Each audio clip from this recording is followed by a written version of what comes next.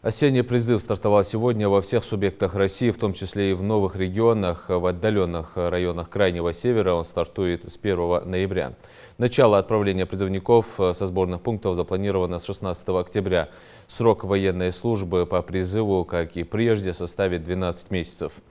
Генштаб Вооруженных сил России напоминает, что призывников не будут направлять для участия в спецоперации и в пункты дислокации в новых регионах.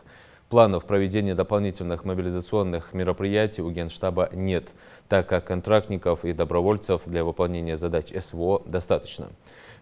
Прямая телефонная линия штаба по призыву на военную службу начнет работу с 17 октября. Всего по России в рамках осеннего призыва планируется набрать порядка 130 тысяч человек. Также с 1 октября ужесточается наказание за неявку в военкомат по повестке без уважительной причины. Штраф повышается до 30 тысяч рублей. Кроме того, если гражданин не сообщил в военкомат об изменениях своих данных в семейном положении, образовании, работе или переезде, ему будет грозить взыскание в размере до 5000 рублей.